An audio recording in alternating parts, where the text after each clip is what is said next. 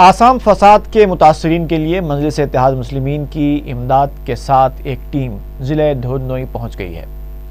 Barrister Asaduddin Owaisi صدر clean مجلس اتحاد مسلمین کی قیادت میں یہ ٹیم حیدرآباد سے دلی، پھر دلی سے گوہاٹی بذریعہ طیارہ پہنچی۔ بعد میں گوہاٹی سے ضلع دھودنوئی کا سفر بذریعہ سڑک طے کیا گیا۔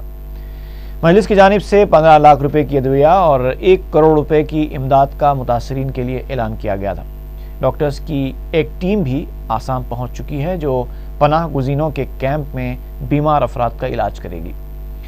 گوہاٹی سے دھودنوئی کے درمیان واقع گول پورہ مقام پر توقف کرتے ہوئے بیرسٹر اویسی نے پریس کانفرنس سے خطاب کیا۔ انہوں نے فسادات کی CBI تحقیقات کا مطالبہ کیا۔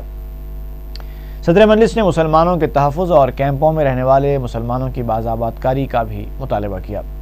ان کے ہمراہ رکن اسمبلی عبدالرحمان اجمل بھی تھے جو مولانا بدرالدین اجمل MP کے فرزند ہیں۔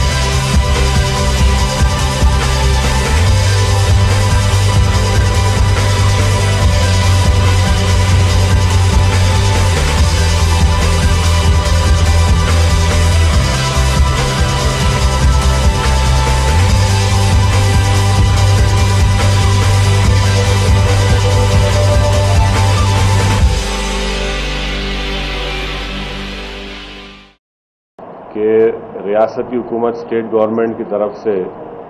کوئی medical facility in relief camp میں نہیں دی جا رہی ہے،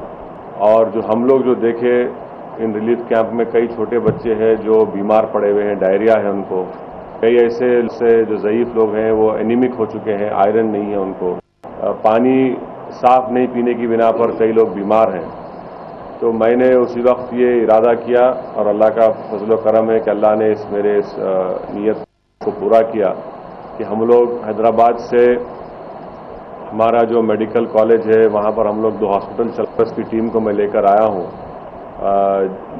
جس کو لیڈ کر رہے ہیں ڈاکٹر مظہرالدین علی خان صاحب جو میرے رائٹ ہینڈ سائڈ پہ بیٹھے ہیں،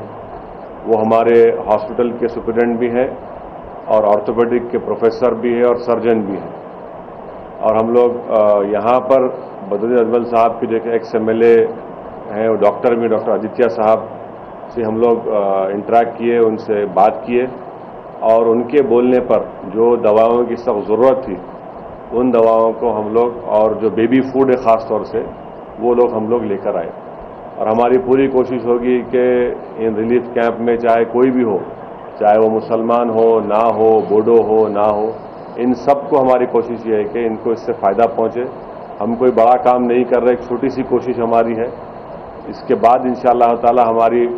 سینٹرل گورنمنٹ سے اس بات کا مطالبہ کرتا ہوں کہ ریپرزنٹیشن جمعیت علماء ہند اور AUDF کی طرف سے دیا گیا ہے کہ جو BTAT کونسل ہے اس کو سب سے پہلے اس کو نل اینڈ وائڈ قرار دیا جائے, اس لیے کہ یہ لوگ وائلنس کو کنٹرول کرنے میں بالکل ناکام ہوئے, بلکہ نہ صرف ناکام ہوئے بلکہ ایکٹیولی ان تمام وائلنس میں لوگوں نے سپورٹ کیا. ان ایگریمنٹ کو اثر نو اس کا جائزہ لیا جائے. تیسری بات یہ ہے کہ یہ تمام واقعات کی CBI کے ذریعے تحقیقات کروائی جائے. اور چوتھی بات یہ ہے کہ جو لوگ ریلیف کیمپوں میں ہیں کہ جس جگہ سے وہ لوگ بھاگ کر چھوڑ کر آئے ان کو دوبارہ اس جگہ پر منتقل کرنے کے لیے مرکزی سینٹرل گورنمنٹ اور اسٹیٹ گورنمنٹ پورے سیکورٹی کا, جب تک ایک کنڈیوسو اور پیسفل ایٹماسفیئر نہیں کریٹ ہوگا, اور وہ پیسفل ایٹماسفیئر اسی وقت کریٹ ہوگا جب BTAT کے لوگ بھی یہ کوشش کریں گے کہ یہ لوگ واپس جائیں. ہماری کوشش یہ ہوگا, وہ پارلیمنٹ شروع ہوگی, میں بحیثیت ممبر آف پارلیمنٹ ہم پارلیمنٹ میں اس مسئلے کو اٹھائیں گے مولانا بدرالدین اجمل صاحب کے ساتھ, اور سینٹرل گورنمنٹ پر پورا ہم لوگ فوکس کریں گے, پریشر ڈالیں گے کہ